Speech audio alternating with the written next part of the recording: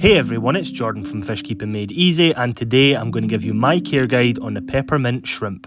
One of my favourite things about the marine hobby is that there always tends to be a fish or an invertebrate that can solve a problem in your tank, and the peppermint shrimp is no exception. These little guys have a healthy appetite for a pest that grows in most reef aquariums, and that is Aiptasia, but we'll talk about that more in a minute.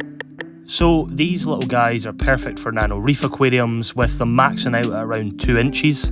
You can keep multiple specimens, but anything under around 20 gallons I would probably just keep the one, as they can get a little bit territorial with one another.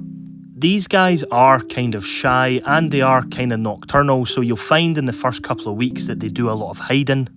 I noticed mine did this, but after about a week they started to come out when I was feeding the fish. They'll basically do this for the first couple of days. Obviously, the selling point for these guys is that they eat Aiptasia, but they're also amazing scavengers. They'll eat any leftover food and they'll go in all these different nooks and crannies to get it. So the real question is, do they actually eat Aiptasia? You can see in this footage here that there's quite a lot of Aiptasia at the top of the rock next to the toadstool, and then in this clip you can see the majority of it's all gone. Now, this all happened in the space of a few days. I had the shrimp for about 2 weeks and I hadn't really touched any Aiptasia, and I was kind of like, is this just a kind of fake thing? Do they really eat Aiptasia? And then all of a sudden, boom, it seemed to eat all the Aiptasia in my tank. You can see there's still a few large bits, but I don't think they're going to actually touch that, and I'll have to sort of kill it myself. But it looks like they're a great preventative measure, and they will eat Aiptasia at a decent size. Now, I was advised not to feed my fish for a couple of days, and that would encourage the shrimp to eat the Aiptasia, but the Aiptasia they consumed was along with me feeding my fish every day, so they definitely do have an appetite for them. Now, obviously, as a disclaimer, each shrimp can be different. Some will have a more ravenous appetite for Aiptasia than others, so if you do get one and it doesn't seem to be eating it as quickly as what you think, then you might want to add another.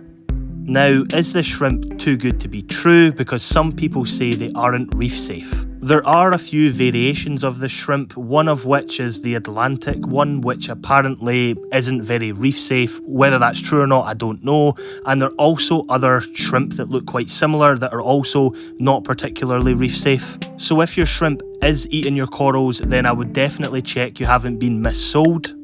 Now, one of the problems is obviously they eat Aiptasia, which is a soft, spongy polyp.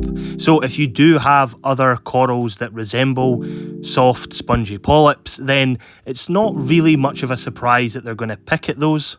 It's also a good idea to probably check the health of your corals, because if you have corals that are dying and there's bits of skin falling off, then it's no surprise that the shrimp will probably eat them, just as many other members of your cleanup crew would. But if they are eating too much of your corals or it's stressing you out too much, I'm pretty sure your local fish shop will take them back. In conclusion, I would definitely recommend these guys, not only for their Aiptasia eating abilities, but also that they're a great member of any cleanup crew. Let me know your experience with the peppermint shrimp, and let me know if you're going to buy one. And as always, thank you for watching. I hope you enjoyed the video. Don't forget to subscribe to the channel, and I will see you in the next one.